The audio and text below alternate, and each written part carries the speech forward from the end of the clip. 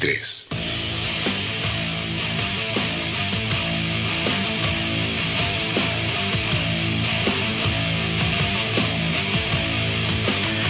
Y bueno, estamos contando las horas, preparándonos para lo que va a ser el recibimiento del año Aymara 5525. Vaya historia que tienen los aymaras en nuestro país. Una cultura que la compartimos entre Bolivia, Perú y Chile. Es decir que a las 7 de la mañana aproximadamente de este 21 de junio, cuando el sol comience a iluminar a toda la región y se ha recibido el sol con las manos, las palmas en alto, ¿no es cierto?, dirigidas hacia él, es cuando estaremos celebrando la apertura de un nuevo periodo agrícola apto para la siembra, donde los aymaras de nuestro país esperarán del Tata Inti la bendición para poder cosechar de manera definitivamente frondosa en este 2017. Bueno, en este 5525. Hoy vamos a hablar del Año Nuevo Aymara aquí en Hora 23, así que sean todos bienvenidos, bolivianos, a prepararnos para recibir este año, esperando que haya grandes realizaciones.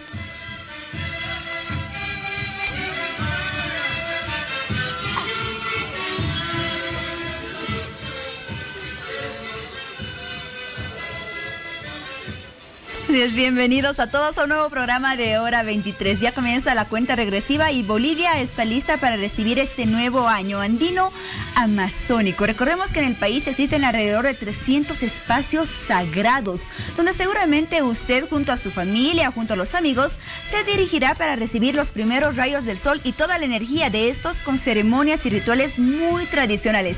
Atento al programa de esta noche porque le guiaremos en aquellas costumbres y tradiciones que debe seguir para recibir este nuevo año. Bienvenidos a todos. Vamos con Mariel en las redes sociales. Buenas noches, Paula. Buenas noches, Víctor Hugo. ¿Cómo están? A todos darles la bienvenida a una nueva entrega de Hora 23. Estamos a muy poquito de recibir el Año Nuevo Amazónico 5525 y nuestras redes sociales, como siempre, están habilitadas para que ustedes puedan participar, mandarnos sus comentarios, opiniones y todo lo que ustedes quieran en nuestro Facebook Hora 23, Twitter @Hora 23 Bolivia. Veamos las publicaciones de esta noche que les va a dirigir nuestro hashtag Año Nuevo Andino 5525. El 21 de junio, los pueblos andinos, amazónicos, guaraníes, collas, mapuches, entre otras culturas, conmemoran el Año Nuevo Andino Amazónico.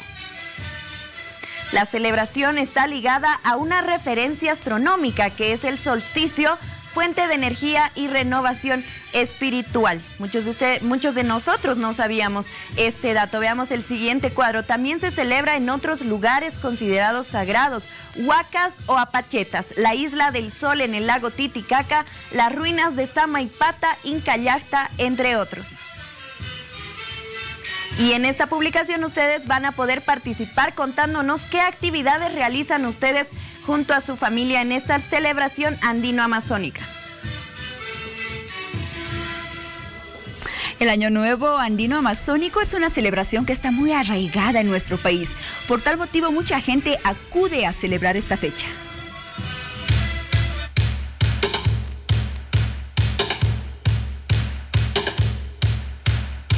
Huillacuti o Año Nuevo Aymara es una fecha que ha sido declarada fiesta nacional en Bolivia. Simboliza el retorno del sol y la recepción de nuevas energías cósmicas. Miles de personas, entre bolivianos y extranjeros, se trasladan hasta la población paceña de Tiahuanaco para celebrar el retorno del sol o Huillacuti, fiesta de origen aymara que marca la llegada del nuevo año. Por otro lado, esta celebración en sí es la llegada del nuevo año y representa la recepción o llegada de nuevas energías del cosmos junto al retorno del sol.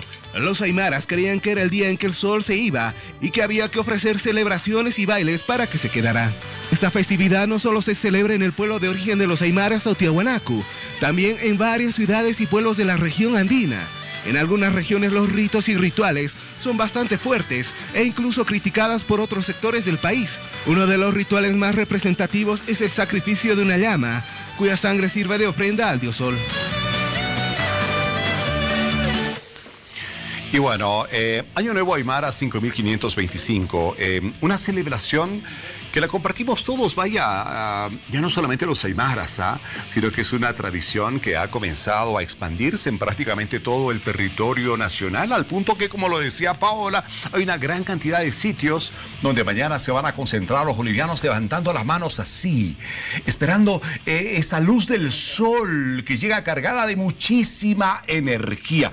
Vamos a hablar precisamente de esta tradición esta noche, para quienes creen en ella o la comparten, para quienes la miran un poco de lejitos. Para todos es bueno conocer todo lo que tenemos en nuestro país. Voy a invitarles o voy a presentarles a nuestro invitado esta noche. El primero que tenemos acá en la mesa de Hora 23 es Milton Eizaguirre, es jefe de la Unidad de Extensión del Museo Nacional de Etnografía y Folclore, MUSEF, antropólogo él. Milton, qué gusto tenerlo en Hora 23. Buenas noches. Bueno, muchas gracias por la invitación y obviamente esperando este año nuevo que se está reiterando cada año, ¿no? Así es, bienvenido, Milton. Bueno, desde el 2010, que es una fiesta ya nacional, ¿no? Declarada en Bolivia como una ceremonia que hasta tiene su feriado, bueno, o sea, lo disfrutamos ya todos los años. Y decía, ya no es solamente de los aymaras, definitivamente compartimos esta tradición, esta celebración en prácticamente todo el país. Sí, prácticamente se ha vuelto una celebración de todas las naciones originarias de nuestro país, pero hay que tener cuidado en este sentido, porque esta tradición tiene que ver mucho con la zona andina fundamentalmente, y tiene que ver también con la parte quechua, porque estamos hablando del sol, y el sol es la deidad por excelencia durante el periodo prehispánico fundamentalmente. Entonces, quienes le dieron mucha más importancia al sol fueron los incas, ¿no? Y por eso le llamaban el Inti Raymi a esta fiesta. Y junto con esta fiesta, que es el 21 de junio, hay la otra fiesta que es el 21 de diciembre, que es el Capac Raymi, ¿no? La gran fiesta. Entonces, son los dos enlaces fundamentales donde se celebra este ciclo, ¿no? Y normalmente a veces nosotros decimos, es un nuevo año, ¿no? Y en la concepción andina, este nuevo año es medio año, porque estamos hablando de este medio año donde el sol se aleja de la Tierra, o sea, del hemisferio sur fundamentalmente, y en el otro medio año se acerca. Y por eso hay como una especie de espejo, ¿no? Que se van repitiendo varios elementos que se dan en un primer medio año. Por ejemplo, el Día de Difuntos también se celebraba en lo que hemos pasado Semana Santa. Entonces es bastante interesante. O lo que pasa en agosto con la fiesta de la Pachamama, también se celebra en febrero. Es decir, son cada 6 meses exactamente. Entonces, yo le daría otro viraje, ¿no? O sea, estamos hablando no de esos 365 días, que es prácticamente un calendario gregoriano. Lo único que haríamos es cambiar de fecha y que empiece el 21 de junio. Claro. No, o sea, es otra lógica, es una lógica bipartita donde se manifiestan en cada medio año diferentes procesos que forman parte de la actividad andina como tal. Milton, retrocedamos un poco en la historia. A ver, usted cuéntenos cómo es que se inició esta celebración y cómo se celebraba en sus inicios y si existe alguna variación en la forma de celebrar hasta la actualidad. Bueno, sí hay variaciones porque prácticamente ya no se celebraba. A ver, nosotros tenemos la fiesta del 23 de junio, que es la fiesta de San Juan. La tradición española, ¿qué es lo que hizo? Encubrió la fiesta del 21 de junio y prácticamente la anuló. Lo mismo pasó 6 meses después con la fiesta del 25 de diciembre, que es la fiesta de la Navidad de Jesús. Encubrió la otra fiesta importante, que era la del 21 de diciembre. Entonces no se celebraba. Hay algunas personas que comenzaron a celebrar la festividad más o menos en la década del 70, comenzando a retomar las actividades que se hicieron en la época prehispánica, y obviamente ha habido un cambio fundamental desde este momento, ¿no? Y ya se han reconocido, por ejemplo, los 5.525 años, y esto también es un poco criticable, ¿no? Estamos hablando de 5.000 años que son anteriores a la conquista española, estamos hablando de los 500 años que son posteriores a la conquista española, y que fenecen en el año 1992, y a partir de 1992 han pasado 25 años, ¿no? Los primeros 5.000 años que están propuestos por Milla, que es un arqueólogo peruano, y más o menos hablan de los pachacutis que existieron en este periodo, ¿no? Son las 5 creaciones del mundo. Aunque hay un autor que es Guamán Poma de Ayala, que dice que estas creaciones del mundo no se dan exactamente cada 1000 años, ¿no? Habla de un momento que son 1200, de otros 800 años, otros 600 años, pero es interesante estas creaciones del mundo que están vinculadas fundamentalmente con 3 periodos, ¿no? Un periodo que es el Taipi, es el punto de encuentro, hay el tiempo del Purumpacha, que es el tiempo de la oscuridad, y un tercer tiempo que es el Auquipacha, que es el tiempo de la guerra, ¿no? Y después de eso ya vienen los Pachacutis, cuando ya se hace el descubrimiento de América. El otro gran Pachacuti es el 1992, digamos, rechazando este descubrimiento de América, y a partir de esto han habido los cambios políticos y sociales que se han generado, y estos 25 años que estamos celebrando. Bien, ¿cómo tenemos que entender entonces realmente mañana el recibimiento de los rayos del sol acá, bueno, todo el mundo esperando la energía cósmica, ¿no es cierto? ¿Cómo tenemos que entenderlo? Como el inicio del Año Nuevo Aymara, como un fenómeno astronómico que tiene sus propias particularidades. ¿Cómo? O sea, ¿cómo usted lo va a recibir, por ejemplo, mañana a este nuevo año, entre comillas, eso de las 7 de la mañana? Bueno, hay que recibirlo con lo que viene, ¿no? Es decir, hay un contenido de fuerzas energéticas y que me parecen fundamentales. En la época prehispánica, por ejemplo, se los recibía sacrificando llamas, se hacía llorar a los animales porque dicen que el sol se estaba alejando y deberían con sus gritos evitar que se alejen el sol, ¿no? Obviamente, y después de eso se hacen una serie de sacrificios. Y lo importante de todo esto es que, por ejemplo, en el periodo prehispánico se establecieron, hay una división cuatripartita del espacio, ¿no? Tenemos el Incario, el Tahuantinsuyo, y esta división cuatripartita, cada una de las partes divididas en 4, tienen una división tripartita al interior que se llaman los seques, que parten de un eje principal que es el Cusco. Entonces, esas líneas imaginarias van pasando por todo el territorio, y los lugares más altos son donde hay que recibir el sol, ¿no? Y esta energía es donde se recibe y beneficia a la gente, ¿no? Es decir, es como retomar estas energías, y obviamente se celebran a partir de manifestaciones rituales vinculadas con los apus, las apachetas y otros elementos. Así es. Respecto a esos lugares que usted nombraba, vemos que cada año van aumentando más y más aquellos espacios que son considerados sagrados. Ya en el año 2011 existían alrededor de 80 sitios sagrados en Bolivia, en el año 2013 200, y ahora se habla de alrededor de 300 espacios energéticos. ¿Cómo es que se los nombra de esta manera estos lugares? ¿Qué características, qué aspectos se toman en cuenta para denominarlos así? Bueno, el primer elemento fundamental es el concepto de huaca, ¿no? Y que ustedes también lo han manejado. Este concepto de huaca está vinculado con los lugares de origen.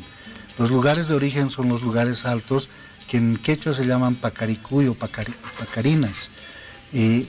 Tradicionalmente y míticamente se dice que las personas provenimos de un cerro, ¿no? Entonces, estos cerros, al ser sagrados, son lo que usted dice, ¿no? Son esos lugares de origen donde uno tiene que celebrar la llegada del sol y de este nuevo año. Por eso son fundamentales. Cuando uno está frente a un cerro, por ejemplo el Illimani, el Illampo, un cerro menor, está frente a una deidad, es un apu, es un señor. Por ejemplo, en la región de Puerto Acosta se les llaman auquis a los cerros, auquiauquis. Entonces son la representación de esta magnificencia, ¿no? Y por eso hay que recibirlos en lugares sagrados. Generalmente, ¿dónde acostumbra usted recibir este año nuevo? Yo normalmente acostumbraba en Tiwanaku, ¿no? Pero el año pasado también se dio en la Ceja del Alto, donde están las antenas, ¿no? En las antenas, correcto, donde están los yatiris, ¿no? Y los chamancanis. Entonces, obviamente son lugares altos donde uno tiene que recibir esta energía. Ahora, ¿el recibir esta energía se da para todos? O sea, una persona que nunca ha seguido esta tradición, por ejemplo, un turista, ya viene un francés, viene un yugoslavo, y dice, yo voy a Bolivia a recibir, sé que van a celebrar el recibimiento de un nuevo año, me voy y quiero contagiarme de esa energía cósmica. ¿Tiene las mismas posibilidades de nutrirse de esa energía que una aymara que realmente tiene fe, que tiene sus creencias bien depositadas en esa tradición? ¿Hasta dónde la sugestión en esta tradición? Bueno, depende de cada uno, ¿no? Y obviamente depende del entorno también. O sea, en Tiwanaku hace un frío así terrible. No, sin duda. En momentos previos. Abrigadito, ni la energía cósmica del sol lo va a librar de un resfrío. pero uno espera pues con desesperación la llegada de los rayos del sol, ¿no? Y esto tiene que ver mucho con esa simbología también, ¿no? Es decir, vas esperando paulatinamente a lo largo de todo lo que es la noche, se te va generando como una especie de clímax, y el momento culminante, digamos, de todo esto es el momento de la salida del sol. Y la ritualidad que acompaña todo esto creo que también te contagia. Y por eso es fundamental, ¿no? Si viene un extranjero o un local, tiene que ver con este contexto.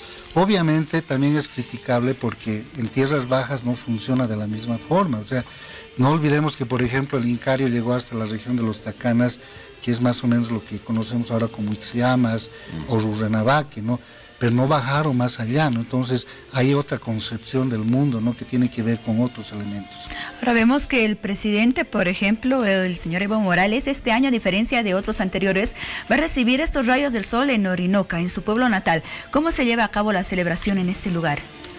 Bueno, tiene que ver fundamentalmente, y algo que me parece interesante, en todos los cerros altos la gente siempre se prepara con anticipación, dependiendo también la distancia que haya del lugar de origen hasta subir a la Pacheta o al Apu. Entonces uno puede prepararse a las 3 de la mañana, 12 de la noche, 4 de la mañana, etcétera, y obviamente tiene que subir a estos lugares las mesas tradicionales, las mesas rituales, y hay que hacer la coa, como dicen, ¿no? Y por eso es fundamental. En algunos lugares hacen el sacrificio, en otros lugares no lo hacen, depende de cada una de las adscripciones, porque debemos considerar que no solamente es una fiesta aymara, es también una fiesta quechua, ¿no? Son los dos, digamos, las dos naciones que tienen mucho más peso y poder con relación a este tipo de festividades. Entonces son diferentes las tradiciones. Ahora vemos que en Orinoca, en Orinoca, por ejemplo, se han preparado ya con mucho tiempo de anticipación. Se espera recibir alrededor de 8,000 personas para compartir un actapi que está tratando de entrar a los récord Guinness como el actapi más largo y más grande que jamás se había preparado. Muy interesante, ¿no? Bueno, y visitarán el museo además. Bueno, yo creo que va a ser una buena oportunidad para visitar el museo. Y tiene que ver mucho con estas lógicas, como les digo, ¿no? O sea, si hay un cerro alto por donde pasan los primeros rayos del sol... Y allá en Orinoca hay un cerro alto. Sí, hay un cerro alto. O sea, hay un lugar donde sí se puede recibir esta energía cósmica. Correcto. Bien, a ver... mañana miles de bolivianos van a estar concentrados en las huacas, ¿no? Para recibir esta energía cósmica, pero otros no precisamente en esos lugares sagrados, lo recibirán en su terraza, lo recibirán en su patio, qué sé yo, lo recibirán en lugares donde puede no haber una ceremonia con rituales ancestrales y demás. ¿Funciona igual? O sea, mañana que yo, por ejemplo, me suba a mi terraza en mi casita y a las 7 de la mañana esté así con mis manos hacia el sol, ¿funciona igual? Sí, funciona igual porque esto tiene que ver con relación a lo que dice la antropología de la religión con las hierofanías. Normalmente en los contextos no locales, los lugares sagrados son las iglesias, el cementerio, etcétera. En el contexto andino, todos los lugares pueden convertirse en sagrados. Y eso es fundamental, o sea, hay esa dinámica, no es lo mismo que cuando tú haces un agradecimiento a la Pachamama o a un Apu, hay lugares determinados, pero también estos pueden ser bastante móviles, y esto los vemos, por ejemplo, en carnaval o en otro tipo de manifestaciones. Hay lugares también donde se celebran que se llamaban en la época prehispánica los aucapatas, que son los lugares donde se enterraban a las personas, que también son lugares sagrados.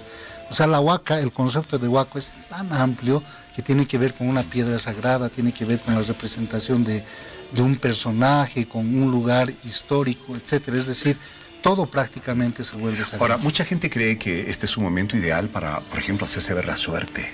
¿Qué nos depara el futuro? ¿No es cierto? Los yatiris, los cayaguayas, a ver, dígame qué va a pasar conmigo en este 5.525, con mi familia, cómo va a estar mi cosecha, cómo va a estar lo otro. ¿Realmente es así? ¿Es un momento ideal para hacerse ver la suerte? Sí, justo en esta época, por ejemplo, aparecen los lectores en plomo, hay los lectores con pajaritos que lamentablemente ya se ha perdido, y tiene que ver mucho con este cambio de momento que estamos viviendo. Y tiene que ver también con la tradición en el área rural. En el área rural, ¿qué es lo que se hace? Normalmente se espera, pero esto es para el 23 de junio, por eso que les decía que había una yuxtaposición, se arman pequeños hornos de fuego y ahí se vela para que no se vaya y no se aleje el sol. Entonces, ¿para qué se hace eso? Para que después con esas cenizas se vaya al lugar donde, a los corrales donde se tienen los animales, y en conopas, que son una especie de vasijas sagradas, se entierran estas cenizas para que el hato, ya sea alpaquero o de ovejas, sea productivo. Entonces tiene que ver también con el concepto de renovación de la fertilidad, principalmente en el concepto de los animales. Claro, y obviamente cuando llegaron los españoles, insertaron hábilmente el tema de San Juan, porque San Juan es una entidad católica vinculada con el hato pastoril, ¿no? Entonces se insertó y se encubrió muy bien. Ahora, ¿qué es lo que se hace en el área rural? En este momento se les pone, por ejemplo, así como en carnaval, se les pone las icas o se les pone las pancaras, las floraciones a los animales, o sea, celebrando esta reproducción.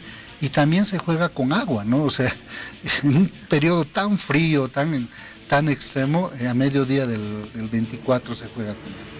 Ahora vemos que muchas personas hacen referencia también a que este 21 de junio es el inicio de la espiritualidad masculina y el 21 de diciembre que usted nombraba de la espiritualidad femenina. ¿En qué consiste esto?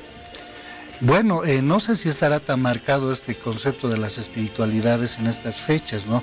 Porque recordemos que en el mes de noviembre, por ejemplo, comienza el concepto del Jayupache, que es el tiempo de la fertilidad, y en el concepto de fertilidad tienen que estar varones y mujeres. Pero evidentemente hay divisiones, ¿no?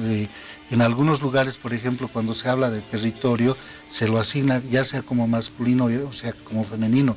Principalmente los cerros altos son considerados como entidades masculinas, exceptuando algunas regiones como en Amarete, por ejemplo, que los lugares altos más bien tienen características femeninas. Y esto tiene que ver otra vez con la forma de organización de los entornos sociales, ¿no? Hay esta bipartición, esta dualidad que diríamos, donde cada entidad tiene que ver fundamentalmente con su característica particular. Pero también no olvidemos que para esta fiesta, en la época prehispánica, se sacaban la imagen del hacedor, que le llamaban el Tisihuiracocha, se sacaba la imagen del sol, de la luna y de Illapa. Illapa es la entidad vinculada con el agua, ¿no? Entonces están representados el gran hacedor, está representada la imagen del sol, la masculinidad, está representada la luna, que es la feminidad, y este otro personaje que es fundamental en el contexto andino, que es el agua y el fuego a la vez, que vendría a ser Illapa, que después lo reconocemos como San Bartolomé o lo reconocemos como el Tata Santiago, ¿no? Ahora, a ver, hace rato hablábamos de los yetiris, callahuayas, la gente que va a hacerse ver la suerte, a ver qué le depara el futuro. Y se puede también determinar en estas primeras horas de este nuevo año la suerte del país, de la nación, como dirá Bolivia, como dirá el presidente Evo Morales, qué nos deparan los próximos meses en el país. Bueno, en años pasados salían, ¿no? Los amados Tayatiri, sí, este año al país le va a ir bien, habrá buena cosecha porque el sol salió, no sé. A ver, cuénteme. Bueno, tiene que ver otra vez con los indicadores que usa cada uno de los especialistas rituales, ¿no? Ya sean yatiris, chamancanis, laicas. O sea, cada uno tiene su forma de ver las cosas, pero también puede equivocarse. También puede equivocarse. Hay inclusive la lectura de la coca, ¿no? Algunos leen del lado más verde, otros leen del lado más blanco. Algunos utilizan los ñauis que dicen, o los ojos de Dios. O sea, es una combinación de diferentes elementos. Algunos también hacen los sacrificios y ven en los restos del animal, principalmente en la parte de los intestinos, cuál va a ser la lectura con relación al futuro de la persona, ¿no? Entonces, obviamente pueden equivocarse o no equivocarse, pero en algunos casos, y yo reconozco que los que sí realmente tienen conocimiento de este tipo de lecturas no se equivocan, ¿no? Ahora, ¿cómo reconocer a aquellos que no se equivocan, que realmente representan esa herencia milenaria, ¿no es cierto?, de esa sabiduría ancestral, de ver el futuro, de pronosticar las cosas? De uno que puede ser un reverendo farsante. Es que a veces uno, cuando está frente a algunos de estos personajes, a veces uno mismo induce las respuestas, ¿no? Uno tiene que estar totalmente, bueno, entre comillas, callado, y obviamente el yatiri, que es especialista, le va a comenzar a decir la vida que uno tiene, qué problemas tiene. No revele muchas cosas antes de que ella le diga lo que tiene que decir. Porque a veces es psicológico, claro. ¿no? Así es.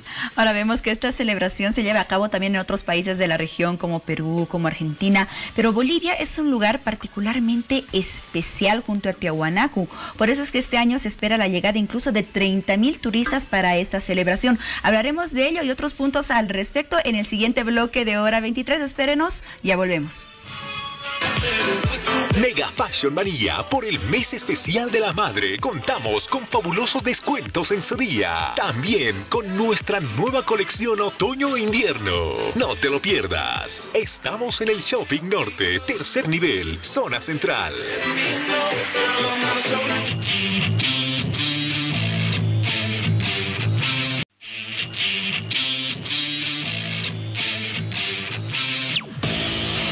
Vamos a hacer una pausa en el tema del Año Nuevo Aymara que estamos tocando en este Hora 23 porque vamos a referirnos al tema del día que tiene que ver con la audiencia definitoria que tuvo lugar hoy en Iquique, en Pozo Almonte, donde la jueza a cargo del caso de los 9 bolivianos detenidos, acusados de 3 delitos de manera injusta, a criterio de nosotros los bolivianos, dispuso un cuarto intermedio hasta las 2 de la tarde de mañana miércoles, cuando finalmente va a decir ella si los bolivianos son culpables o son inocentes. La Fiscalía chilena está pidiendo una multa de 32 millones de pesos chilenos, que equivalen a algo así a $50,000 americanos, además de 3 años de cárcel para cada uno de los 9 detenidos.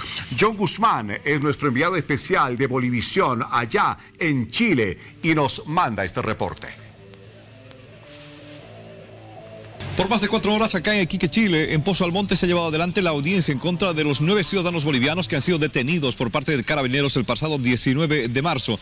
La juez Peña ha decidido suspender por 24 horas y recién conoceremos la sentencia. Amanecía en Iquique, Chile, y la expectativa por el desarrollo de la audiencia era grande. Autoridades, familiares, medios de comunicación, tanto de Bolivia y Chile como la población en general, estaba a la espera de un resultado de la juez que defina la situación legal de los ciudadanos bolivianos detenidos desde el pasado 19 de marzo. Hemos llegado con la Red Bolivisión hasta este lugar para poder ser parte también y poder contarles lo que va a acontecer en horas nada más en torno a una audiencia de juicio abreviado al cual se han sometido 7 funcionarios de aduana y 2 militares. Llegaba a las 9 de la mañana y los detenidos bolivianos eran trasladados desde Alto Hospicio hacia Pozo Almonte, lugar donde se desarrollaría la audiencia de juicio abreviado. La juez Isabel Peña instaló la audiencia a las 9 de la mañana con 23 minutos y minutos antes los ciudadanos bolivianos ingresaban así, enmanillados de pies y manos, para tomar su lugar y escuchar la audiencia que determinaría su situación legal. Buenos días, su señoría. Soy el suboficial de ejército Carlos Calle Solís. Mi número de carnet es 530-4148. Mi domicilio es en zona Villadela, El Alto, La Paz, Bolivia. Así es. El principio es el de respetar la dignidad de las personas, y si se presenta una persona enmanillada de pies y de manos por hechos menores que no tienen penas máximas superiores a las de 5 años, se está cometiendo un exceso total, se los está tratando como a terroristas, como a criminales de altísima peligrosidad. Las argumentaciones eran de ambas partes, de un Ministerio Público chileno que comenzaba asegurando que había la disposición de ir a un juicio abreviado, pero acusando a los bolivianos de 3 delitos: robo, contrabando y portación de armas. Y el número y la entidad de las circunstancias atenuantes que concurren, solicitamos las siguientes penas. Por el delito de robo con intimidación y violencia, la pena de 3 años y 1 día de presidio menor en su grado máximo, las accesorias del artículo 29 y sin las costas de la causa, ha atendido su aceptación a desarrollar un procedimiento abreviado. Por el delito de porte de arma de fuego prohibida, la pena de 3 años y 1 día de presidio menor en su grado máximo, las accesorias del artículo 29 del Código Penal, el comiso de las armas y municiones incautadas y sin las costas de la causa por haber aceptado la realización de un procedimiento abreviado y renunciar a su derecho a un juicio oral público y contradictorio. Y por el delito de contrabando solicitamos una pena de multa de una vez el valor aduanero de las mercancías incautadas. La defensa boliviana rechazaba estos argumentos y hacía conocer la equivocación del fiscal, puntualizando que fueron los ciudadanos bolivianos quienes fueron objeto de abusos y atropellos al momento de cumplir su trabajo de la lucha contra el contrabando. Como decía su señoría, ninguno de los 9 imputados en esta causa, servidores públicos de Bolivia, tiene antecedentes penales anteriores, ni en su país ni en Chile. Estos formaban parte de un operativo de lucha contra el contrabando que la regional de Oruro de la Aduana Nacional de Bolivia se encontraba realizando en localidades cercanas a la frontera con Chile. Es decir, su señoría, hoy le toca al tribunal, primero, establecer la existencia de los delitos, y segundo, que los imputados indefectiblemente tuvieron participación criminal en ellos, sin duda razonable que los asista. Después de casi 4 horas, la juez de Pozo Almonte decidió suspender la audiencia por el lapso de 24 horas para así conocer la sentencia que puede ser a favor o en contra de los 9 ciudadanos bolivianos detenidos en Alto Hospicio. Vamos a hacer un receso hasta mañana a las 14 horas, oportunidad en la cual el tribunal va a poder dar lectura a la sentencia en esta causa. Al culminar la audiencia, las autoridades bolivianas aseguran estar confiados en que se puede tener un fallo favorable, a pesar de las condiciones de tratamiento de parte de quienes manejan la justicia en Chile. Evidentemente, como ya lo habíamos indicado, es un juicio abreviado, pero sigue siendo un juicio contradictorio donde las partes han ido a defender sus posiciones. Creo que lo que vale la pena rescatar de todo esto es la firme convicción por parte de nuestros 9 funcionarios de que se estaba haciendo una labor de lucha contra el contrabando. Hay muchas contradicciones que aún son preguntas sin respuesta, pero ahora solo se tiene que escuchar a una juez, Isabel Peña, quien se pronuncie y que si bien podría llegar a una sentencia condenatoria, esta sería de 3 años tal y como propuso la Fiscalía chilena, lo que permitiría la expulsión de los 9 ciudadanos bolivianos porque la normativa en Chile permite la expulsión de ciudadanos extranjeros que reciban una sentencia menor a 5 años. En el transcurso de estos 3 meses y un poco más, la familia, autoridades bolivianas se han reunido en este lugar, donde está el consulado de Bolivia en Chile, pues la esperanza está en que los 9 ciudadanos bolivianos puedan escuchar una sentencia que sea absolutoria y puedan regresar al país para también reiniciar sus actividades después de 94 días de haber permanecido en detención injusta, denominada así por los mismos gobernantes y la población boliviana. Bueno, gracias John. El reporte de John Guzmán y Carlos Saavedra desde Iquique, Chile. Ellos se van a quedar todavía este miércoles, jueves, viernes, haciendo un seguimiento a todo este proceso en el cual está toda la atención de los bolivianos. Desde lejos apoyamos a esos 9 detenidos. ¿Qué puede pasar mañana a las 2 de la tarde? La jueza absolver a los bolivianos de culpa. Difícil, muy complicado, porque sería admitir de este lado chileno que la presidenta Bachelet se equivocó cuando les dijo ladrones a estos 9 bolivianos a las pocas horas de ese 19 de marzo cuando fueron detenidos allá en la frontera.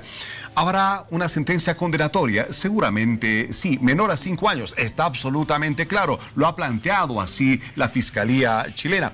Nuestros compatriotas podrían estar, una vez que se conozca la sentencia, en territorio boliviano al día siguiente o hasta el día viernes. Ojalá y eso ocurra así. Pero habrá demandas seguramente que el gobierno boliviano va a presentar ante organismos internacionales para que se revierta esa sentencia que de ninguna manera es justa, no es correcta.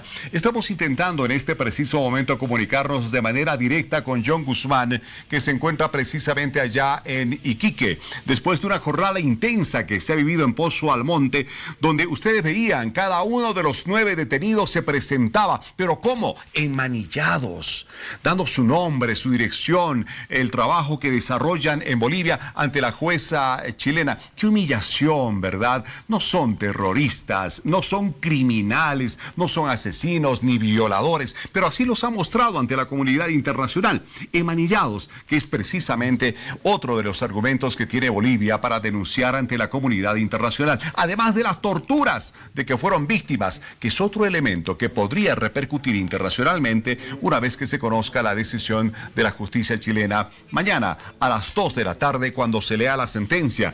John Guzmán ya está con nosotros a esta hora en vivo desde Iquique. A ver, John, ponos al tanto de los últimos detalles de lo que va a ocurrir a las 2 de la tarde de este miércoles.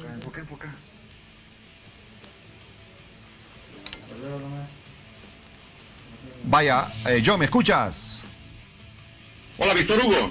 Adelante, John, te escuchamos, adelante.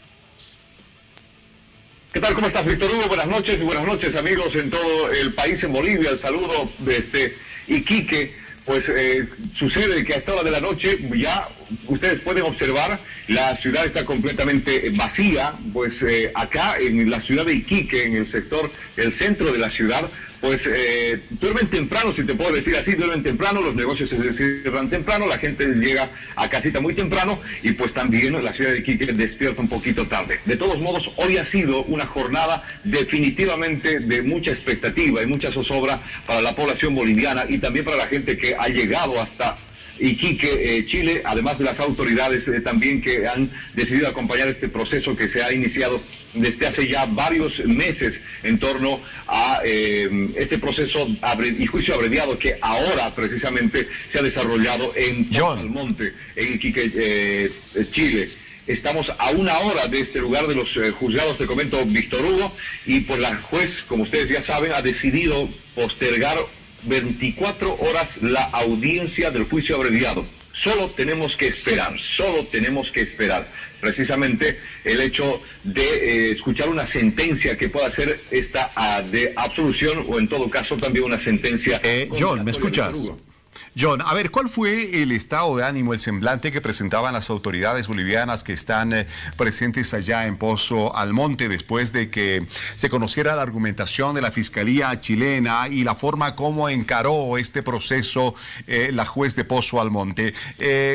¿Crees tú que hay alguna expectativa en las autoridades bolivianas de que pueda haber una sentencia absolutoria que parece tan difícil, tan complicada? Bueno, definitivamente las esperanzas están puestas en que la sentencia, en todo caso, la decisión de la juez pueda ser absolutoria. Pero hay otras autoridades también que señalan que sí, después del acuerdo que se ha llegado con el Ministerio Público y que los 9 ciudadanos bolivianos detenidos acá en Chile, pues se han acogido a este proceso abreviado, pero yendo a un proceso más rápido. Es por eso que el fiscal, el representante del Ministerio Público decía que son 3 delitos por los cuales se les va a acusar y que van a recibir una mínima sentencia que tiene que ver con 3 años y un día, que es lo que ha pedido, además de una multa de 32 millones de pesos chilenos. Aceptando precisamente este tipo de hechos, se ha llegado a este proceso abreviado. Lo que se quiere sería una absolución y que no se tenga ningún tipo de antecedente, pero da la casualidad que podría suceder lo contrario. John. Recibir una sentencia y tener este tipo de sentencia de 3 años y más de cárcel, pero también la norma chilena señala de que aquellas personas que hayan sido sentenciadas por cualquier delito que sean menor de 5 años para abajo, obviamente, pues van a ser deportadas, van a ser puestas en frontera para que esta sentencia pues se cumpla en su país. Perfecto. Eso es lo que está pasando. Las autoridades obviamente están a la expectativa, como nosotros también, de lo que pueda acontecer el día de mañana a partir de las 2 de la tarde. Estaremos atentos, John, mañana tempranito en la revista Al Día de Bolivisión. Estaremos atentos a tus nuevos reportes con todas las previas de lo que va a ser esa audiencia de las 2 de la tarde.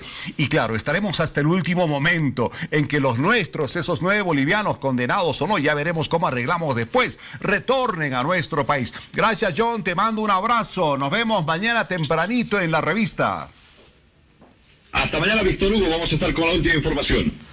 Muy bien, muchas gracias. John Guzmán desde Iquique, Chile, con ese reporte de cómo está el ambiente en este momento allí en la región, fuera, en el país vecino. Y estamos en nuestra región nuevamente para retomar el tema del Año Nuevo Aymara 5525 y tenemos un nuevo invitado acá en el set de Hora 23. Es Alfredo Durán, es yatiri, médico naturista, homeópata. Alfredo, qué gusto tenerlo en Hora 23. Buenas noches. Gusto, hermano. Bienvenido, Alfredo. ¿Qué tal? Gracias. Mira, Paola, se vino con unas hierbas. Unas hierbitas. Así es. Lo primero que ¿qué es lo que nos trajo? A ver, cuéntanos. Este es ruda, ¿no? Romero y retama. Este es romero y son hojitas de retama. Claro, están sin flor, ¿no? Sí. ¿Y qué va a hacer con esas hierbitas? Bueno, esta es una base, digamos, de limpieza. Yo diría que estas plantas nunca deben faltar en las casas, ¿no? Porque la retama es energía, guarda la casa, la ruda. Esta es ruda macho y esta es ruda hembra. ¿Cuál es la diferencia entre ambas? Las hojas, fíjate. ¿No? Estas son hojitas pequeñas Y estas son hojas grandes. La de hojitas más coquetas es la hembra. Sí.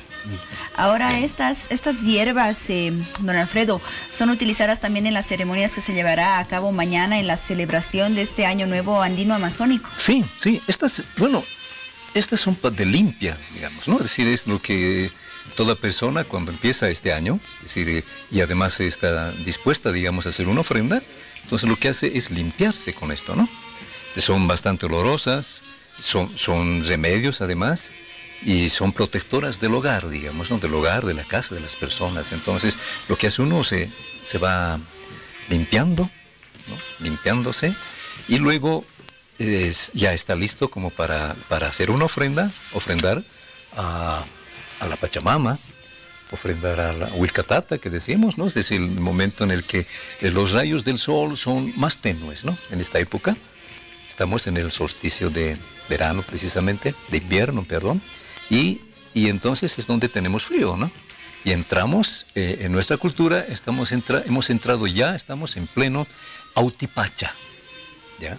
Es decir, en nuestra cultura existen dos grandes épocas, ¿no? El Hayupacha y el Autipacha. El Autipacha es, podríamos decir, la época de la masculinidad, el masculino. Y el Hayupacha es la época de la feminidad. Hemos pasado la época femenina, es decir, la época de lluvias, la época, ¿no? de mayor... donde el tiempo se pone, pues, y las plantas, ¿no? Se ponen mejor, ¿no? Por decir, por la lluvia. Y más bien ahora hemos entrado en una época de recogimiento, ¿no? Y es la época precisamente del Autipacha. Este elemento se utilizará en la ceremonia que usted llevará a cabo mañana, ya nos contará dónde recibirá este nuevo año. Pero, ¿qué otros elementos también se utilizan en estas ceremonias y cuáles vienen a ser los significados de estos elementos? Bueno, para hacer un acto ritual en esta época, puede ser desde hacer una coachada, ¿no? Se usa una planta, una resina que se llama coa. ¿Qué es una coachada para la gente que nos ve en el interior? Sí, por eso voy ahí. Es una planta que tiene una resina que se llama huiracoa, ¿no? Entonces, es una planta con una resina y también, es decir, es muy olorosa, ¿no? Perfumada. Entonces, se utiliza unto. El unto es la grasa de la llama que le sacan de la parte del pecho. Es una tirita apenas que le sale de cada llama, ¿no? Entonces, eso es más o menos como un combustible, digamos, ¿no? Y se mezcla esto y después se utiliza incienso, copal, mirra. Entonces, simplemente con eso se puede hacer ya un acto ritual, ¿no? Es decir, con eso se puede hacer, limpiar la casa y ponerse en predisposición para recibir un nuevo año, ¿no? El Marataca o el Machajmara, como se dice, ¿no? ¿Y qué se necesita de la gente que ha de ser parte de este ritual? Están las plantas, está el incienso, está la grasita de llama, el copal, todo aquello, y ya lo tenemos ahí. ¿Qué se necesita de la gente que ha de participar de la ceremonia? ¿Qué tiene que poner de su parte para que esto funcione? Claro.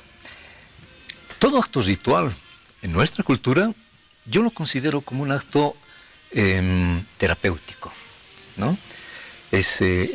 ¿Y qué necesita? Pues la predisposición, ¿no? Es decir, la predisposición a dejar las cosas que quizás no fueron muy buenas y más bien asimilar y esperar que es un nuevo año. Es como un nuevo día. El sol sale nuevamente. Esta vez fue tenue. Esta vez se dice, por eso se le dice Huilcacuti, ¿no? Que regrese, ¿no? El Tatahuilca, ¿no? Que regrese el sol, ¿no? Y entonces, bueno, regresa el sol y regresa pues nuevas esperanzas, es un nuevo día. Es decir, lo pasado, como quien diría, pisado, y de pronto nuevas esperanzas de renacimiento, de levantarse, si es que uno no ha tenido un buen año, ¿no? Es decir, en realidad ese es el significado, pues, ¿no? El significado de volver a comenzar, de un nuevo día, ¿no? Ahora, ahora también se le da una mesa, ¿no? A la Pachamama. En realidad se juegan pues los elementos, las concepciones, digamos, ¿no? de nuestra cultura. Y ya les decía, el sumo, digamos, del concepto de nuestra cultura está en el término Pachamama, ¿no? Paya, dos, ¿no? Chama, fuerza, vitalidad, energía. Maya, que deducimos, dos fuerzas, dos vitalidades, dos energías en uno. Y bueno, es decir, la persona humana tiene, pues, es lo mismo, ¿no? Tenemos un hemisferio masculino, un hemisferio femenino, tenemos el día, tenemos la noche, la mujer, el varón, dos, ¿no? Es la cultura del dos, ¿no? De la paridad, de la complementariedad. Y todo esto está en juego, pues. Y entonces se presentan dos mesas, ¿no? Las personas que, digamos, con mayores capacidades, que pretenden esperar algo mejor, es decir, y además quieren hacer el pago por todo lo que han recibido en el año que ya se va, ¿no? Entonces lo que hacen es entregar dos mesas, una mesa masculina y una mesa femenina. La mesa femenina es el sinónimo del, vamos a decir, de la economía, ¿no? Del trabajo, de la reproducción. Y la mesa masculina es el sinónimo de la salud, de la energía.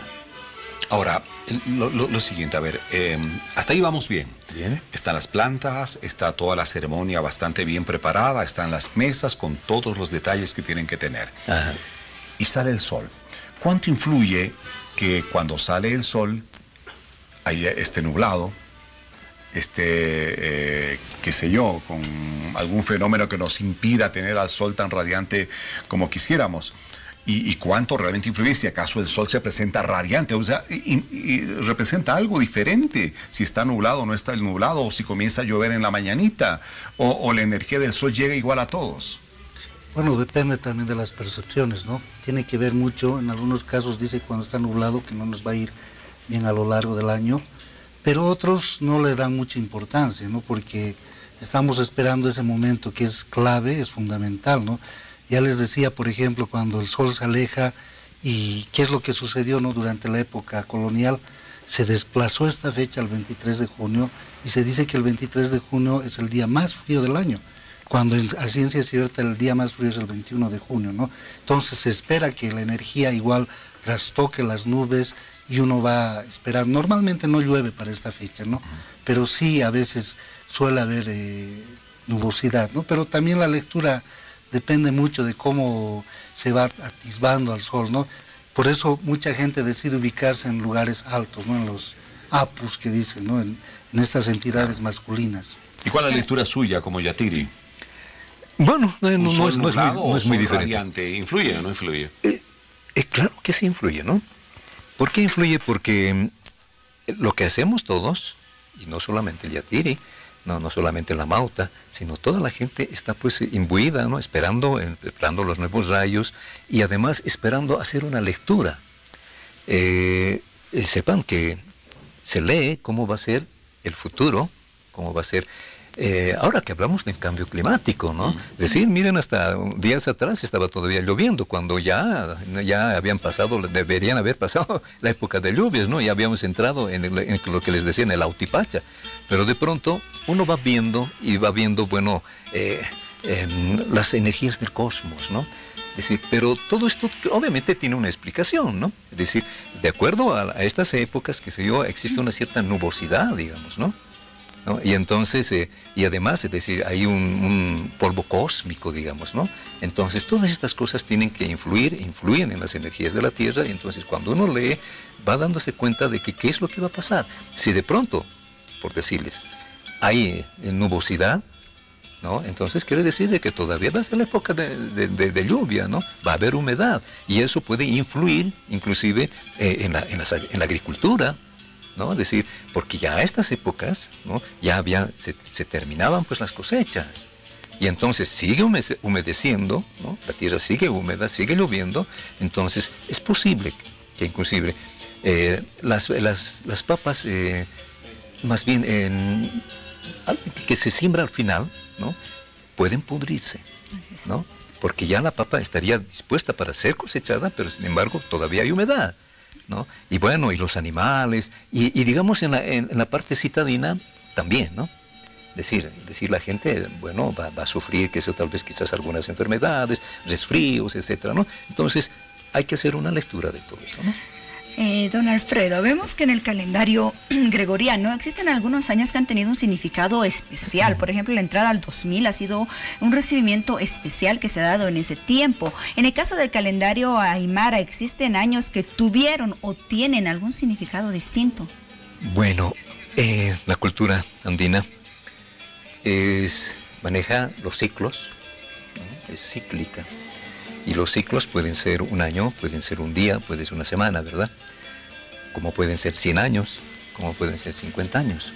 Y lamentablemente eso es lo que se está perdiendo, ¿no? ¿Por qué? Es decir, y miren, yo estuve ayer en Tiwanaku y qué interesante. El gobierno de la India está regalando luces para ver en las noches, porque no se podía entrar, imagínense. Tiwanaku es un centro astronómico. Y sin embargo no se podía entrar en la noche, ¿no? Entonces se paseaba de día, etcétera, ¿no? Y hemos inaugurado, yo pertenezco a una organización que se llama Gentawi, y entonces hemos inaugurado un centro astronómico, ¿no? Un amigo es Manuel de la Torre, él es arquiastronómico, astrónomo, y él tiene una lectura del Wara-Wara-Hawira, digamos, ¿no? Es decir, de las estrellas, ¿no? De las constelaciones. Y entonces, bueno, vamos avanzando en ese sentido, ¿no? Es decir, estamos tratando de asimilar nuevamente las cosas, de retomar ciertos caminos, ¿no? Muy bien. Bueno, y cada vez con mayor impulso, como tiene que ser. Bueno, lastimosamente el tiempo se nos ha ido. Qué rápido ha pasado todo esto. Wow. Agradecemos a don Milton Eizaguirre, jefe de la unidad de extensión del Museo Nacional de Etnografía y Folclore, antropólogo. Gracias, Milton. Esperamos tenerlo prontito nuevamente aquí en Hora 23. Bueno, muchas gracias. Y como se había dicho, falta todavía mucho investigar. Tenemos pendiente lo del 21 de diciembre, que es todo un contexto y que complementa lo que está sucediendo el 21 de junio. Hay que transformar esta lógica gregoriana de los 365 días. O sea, hay mucha más... Da para un programa entero, ¿no? Para hablar del tema. Y ahí ya vamos a estar convocando. De la división dual, tripartita y cuatripartita. O sea, estamos empezando. Sin duda. Bueno, muchas gracias, Milton. Y gracias a don Alfredo Durán Yatiri, médico naturista, homeópata. Bueno, ya estaremos en otro momento conversando. Hasta luego. Muchas gracias. Oportunidad, don Alfredo. Nos vemos una pausa y ya volvemos con el tercer bloque de Hora 23. Estamos en la recta final, así que espérenos.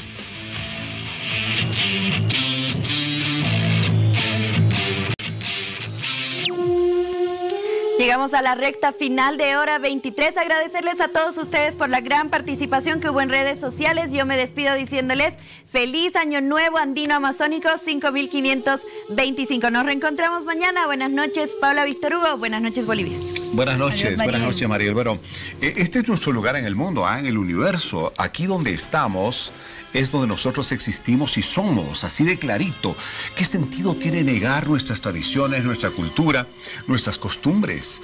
Si no las compartimos, en muchos de los casos, porque uno no es aymara o vive en otra región del país, bueno, válido, pero tenemos sí la necesidad de conocer lo que somos. Y ese es el objetivo que ha tenido este programa Hora 23 hoy. Conocer por qué se celebra el Año Nuevo Aymara, cuánto representa para alguna gente y cuánto debería para otra que todavía no se interioriza en el tema.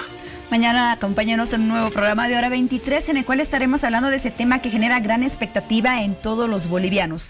Conoceremos los resultados de la audiencia realizada a los 9 bolivianos detenidos en Chile y las repercusiones de estos resultados. Se define su situación y hablaremos al respecto. Acompáñanos mañana.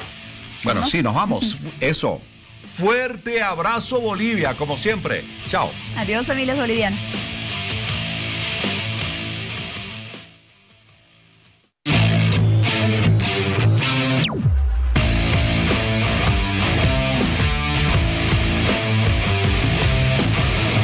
Hora 23.